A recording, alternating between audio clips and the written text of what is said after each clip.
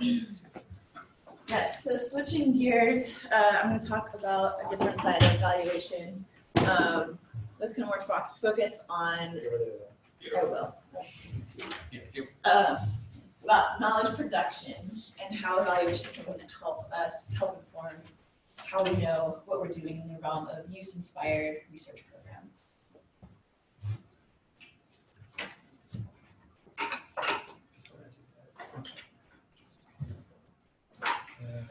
Preview? Is that PDF, right?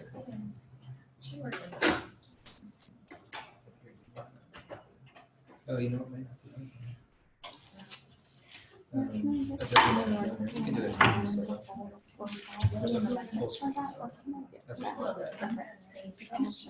So when they, good luck. All right, hopefully this works, right? Oh, wait. doesn't Make sure it's green. Okay, just look at this on the CLIMAS website. Go ahead, talk about it. All right, so I'm just going to go ahead and start. In 2012, the CLIMAS research team implemented evaluation as a core component of our program. Between 2012 and 2017, we identified 23 projects to include in our assessment. We designed evaluation research plans for each project. So these plans included defining the context, the research inputs, expected tangible outputs, short to medium term outcomes, and broader impacts.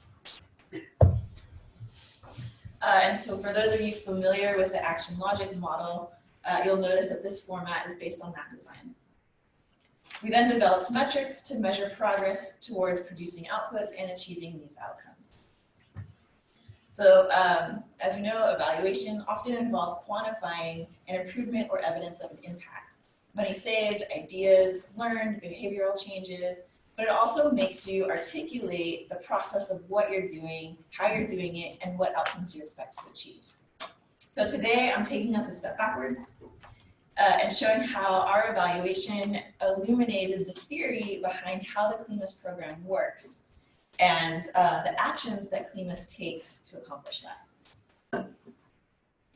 So to effectively measure our impact, first we have to get really clear on what we're doing, how we think we're doing it, and saying it out loud. So a little more complicated than this guy's model. We're working in CLIMAS, we work on a broad topic, climate resilience. And that includes adapting to climate variability and climate change. This is across micro and macro climates, across multiple geographic scales, political contexts, and social issues. At a large level, it's messy, it's difficult to quantify, and much easier to arm wave about positive societal impact rather than piece apart our value to society. The CLIMAS program's official mission is to improve the Southwest region's ability to respond sufficiently and appropriately to climatic events and changes. The program was founded on theories of use-inspired research and creating usable knowledge with and for non-academic partners. While the pillars of the program have remained unchanged, lessons learned from our past 20 years of practice in the program have advanced the previous theoretical models for conducting this kind of work. And this advancement of CLIMAS theory articulates how the program operates and helps us answer one of the big questions of today's colloquium theme is how do we know if we're doing good? So this talk is based on a work in progress that I'm currently writing this up in an article with my colleagues Dan Ferguson and Ben McMahon for a special issue of Climatic Change about climate services. So a lot of these ideas are still fresh and emerging, but I'm excited to share the first public run of these ideas with you today. The rest of my talk, I'm just going to give a brief history about use-inspired science and its influence on the CLIMAS programs. I'll outline some components of the theory behind use-inspired research, especially as it's been applied in the climate science and decision-making realms. I'll spend some time discussing our new conception of the CLIMAS theory, which is based on a not-so-new concept, social learning systems and communities of practice. And finally, using results from the evaluation, I'll show how this theory is currently unfolding in practice. So, start back in 1945 with Vannevar. Anyone knows? Yes, that's right. Vannevar Bush. And who wrote, near the end of World War II, he wrote Science, the Endless Frontier, which is a report to President Truman. This report emphasized the need for government support for science to continue in post-war times, that research and innovation could help in realms of health, agriculture, national security, and other forms of public welfare. And he also emphasized that the freedom of inquiry must be preserved. As long as universities are vigorous and healthy, he wrote, vigorous and healthy, and their scientists are free to pursue the truth wherever it may lead, there will be a flow of new scientific knowledge to those who can apply it to practical problems in government, in industry, or elsewhere. Later, people began to discover that there will be a flow takes a great deal of actual activity, skill, and a different kind of research approach to apply science to social issues. And furthermore, knowledge held within society also needed to flow to scientists to inform their work.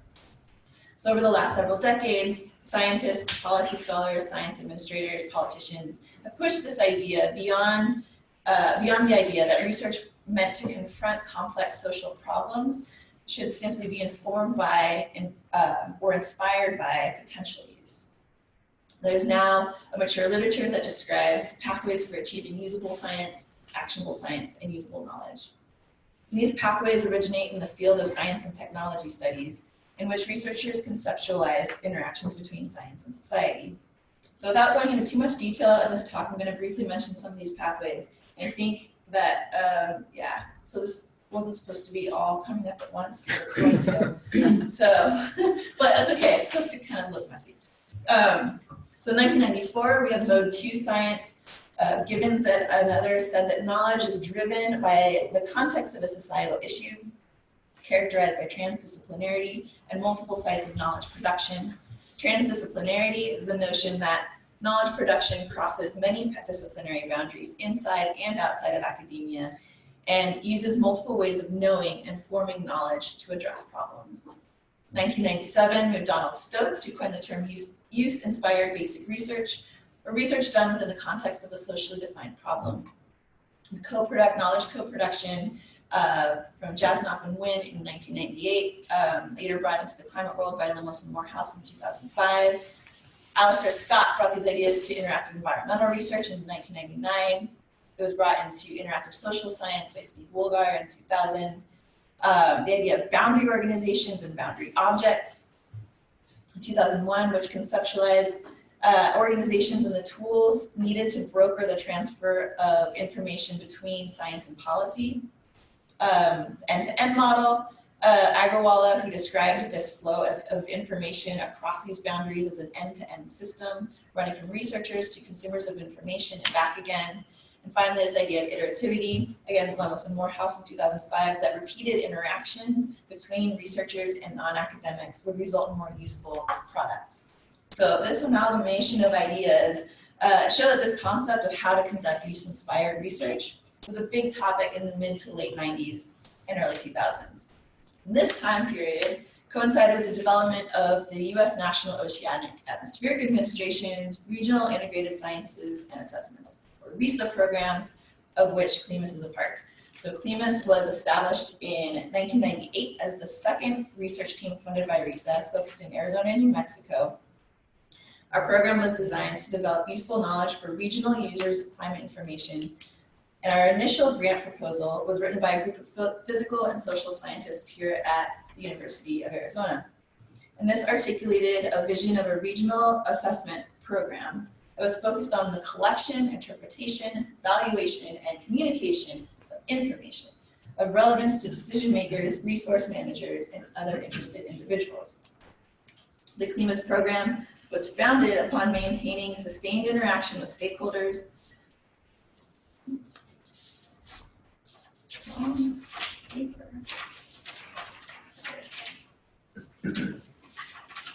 and a commitment to modifying science agendas in response to stakeholder needs. So these underlying theories and visions have not significantly changed, but the conceptual models of how these theories are executed have progressed. So through our practice of conducting this work and evaluating this work, we've gained insight into the specific role that CLIMAS plays in creating a climate-resilient Southwest. So going back to this messy collection of models and theories for conducting use-inspired science, they all add some relevant piece to the puzzle. And none of them are wrong, and none of them quite capture it accurately enough in its entirety. So we're adding another component to this pile and bringing in more of the social component. And this is the concept of social learning systems. So in 1994, Gibbons and others wrote that knowledge production is above all embodied in people and the ways that they are interacting in socially organized forms. And these ideas harmonize with Etienne Wenger's concept of social learning systems, which build capacity to identify and respond to complex problems through social engagement and sharing knowledge. Both agree that knowledge building is contextually specific, so the context of the problem itself, as well as the context built by the people involved in solving the problem. For Wenger, learning occurs within communities of practice. So these are the basic building blocks of a social learning system because they're the social containers of the competences or different forms of expertise that make up such a system. These communities of practice organize around emergent problems. Within these containers, iterative engagement enables social learning to occur, and people lend their knowledge as well as their information needs, while simultaneously learning from other people, from their expertise and their information needs. So these ideas have shaped the latest version of our operating program theory for CLIMAS, that iterative interactions between physical, natural, and social scientists and non-academic partners contribute to the development of a social learning system made up of researchers and practitioners who collaborate to address regionally important issues with relevant climate-related research. So in other words, CLIMAS is part of a social learning system that is focused on creating climate resilience in the Southwest. And the foundation of this system is an extended series of different communities of practice comprised of individuals, groups, and organizations in the Southwest that aim to build a climate resilient region. The communities of practice emerge around an individual interest in broad to narrow regional climate-related problems. So if you think this concept is in desperate need of a model, you're right, and we're working on it. But as Dan suggested, it wasn't quite ready for public consumption yet. So it's terrible. It's yeah, but maybe we'll get there. We're still making it look pretty and accurate. But basically, we have these communities of practice inside of the social learning system, which is constantly changing over time. New people and organizations become involved, others drop off. Membership activity seasonally waxes and wanes depending on people's particular interests, information needs, and resources.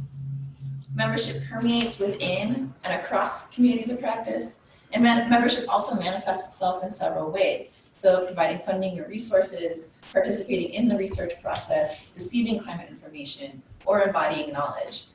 As Wenger notes, knowing is an act of participating within the social learning system. So an individual or organization's role in the system often includes several of these functions. And CLIMAS, as a program, plays several roles within the regional social learning system. It's really important to note, though, that we don't consider ourselves the driver of the system because it exists independent of CLIMAS. We're just one of many sites where knowledge production takes place. So translating this theory into practice, our evaluation illuminated 5 of the core functions that the CLIMAS program performs within this climate resilient social learning system. Not surprisingly, these functions are all at their core social interactions. They are communicating, convening, consulting, collaborating, and training. So I'm going to briefly define these 5 functions as they play out in our program using data from their 23 CLIMAS projects that we included in our evaluation research over the last 5 years.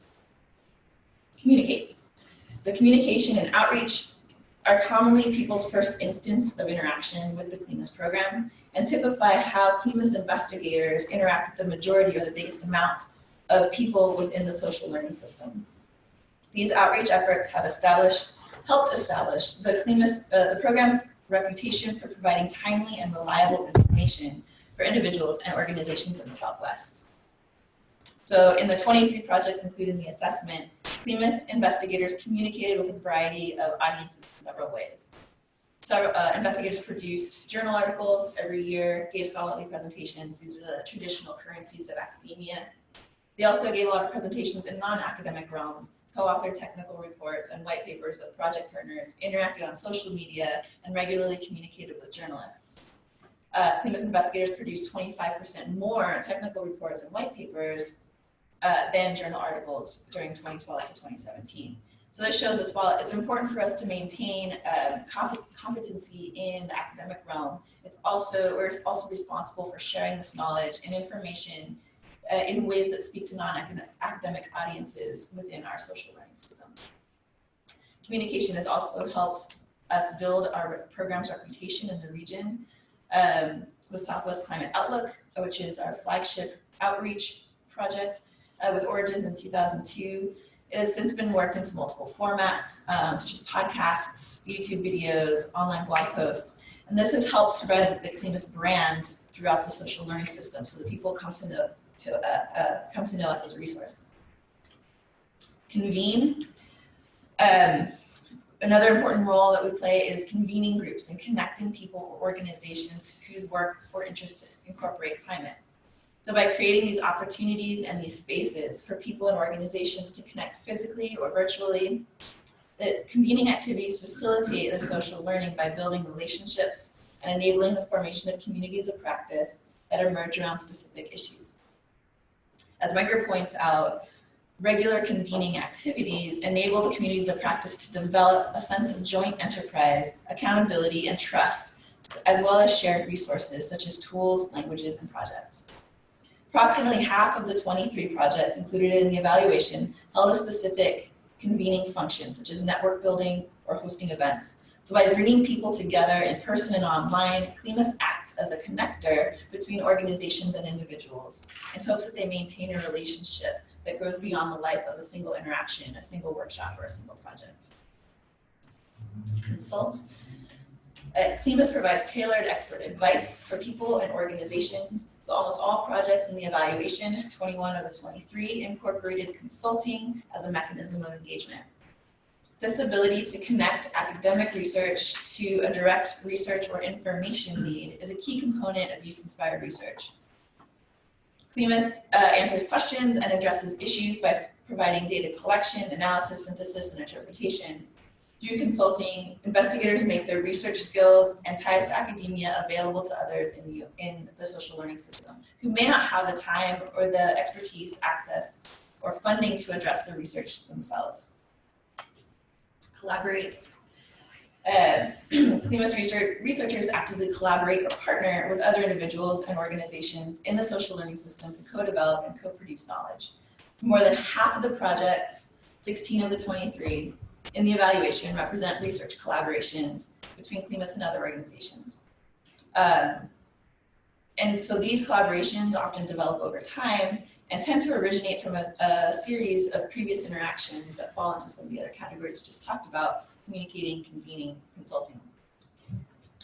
One more, training. So CLIMAS now aims to provide training and capacity building in conducting use-inspired research itself.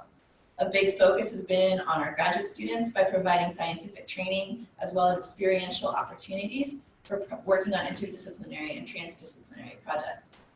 CLIMAS funds research assistants, hosts a seminar on connecting science and decision-making, and coordinates a fellowship program in which our fellows pitch their own use-inspired research projects for a year of funding and support.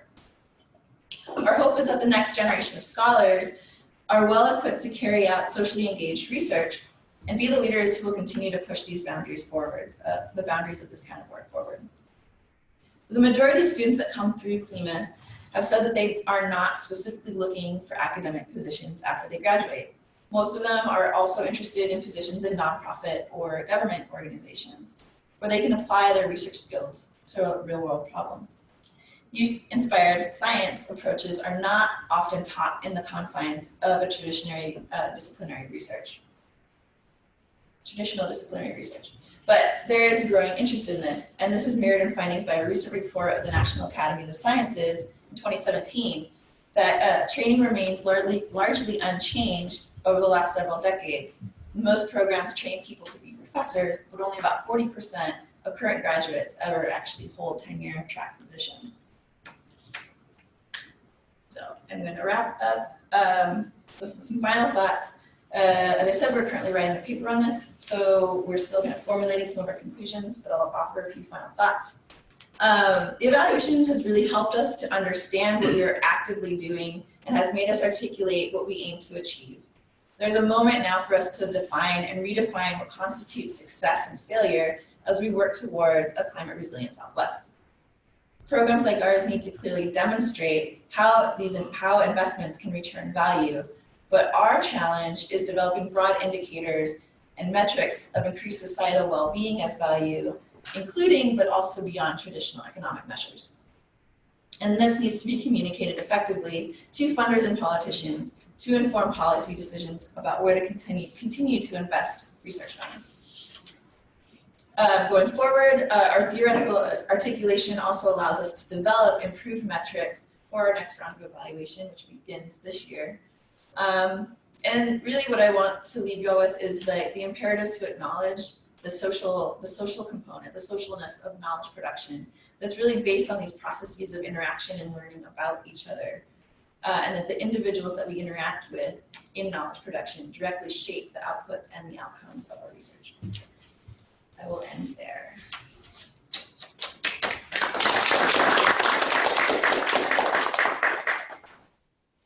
Some de facto host. Gigi, questions for Gigi? I've got a couple of questions, Gigi. Great. I know how many years you've worked on this, and it's great to see some it coming to fruition. Are you looking at the CLIMAS projects and accomplishments relative to some goal, like we want to have 50% of every project through convening and communicating, or something like that? And two, what deficits did you find? Because you talked a lot about the successes, but what about what we're not doing well? Yeah, so I think one thing that we really accomplished in the last 5 years was establishing those baselines, and again, really coming up with articulating what we did. So we didn't have these 5 categories before. Right. That is really something that came up recently. So what we did with CLIMAS investigators was talk through what their goals were, what they saw, what outputs they wanted to achieve, but then also what were these broader outcomes that they might be able to accomplish. And so taking those, we came up with metrics that would show, are we making progress towards that? And that started to help us answer those questions. But again, I think when you start to pick apart and measure some stuff that Bonnie was talking about, you don't really get these very satisfying answers. So I think for us, it was a combination of starting to measure, starting to put numbers on things, but also have the qualitative data to show why those numbers are interesting and really bring in, I think there's a lot of things. There's a lot of projects that didn't achieve what they aimed to achieve. But through that process, they also learned about how to do that better, or that maybe the original outcome that they thought they wanted wasn't actually what they needed. So, I think, I think that there's ways to look at failures and work it back into a betterment of the process.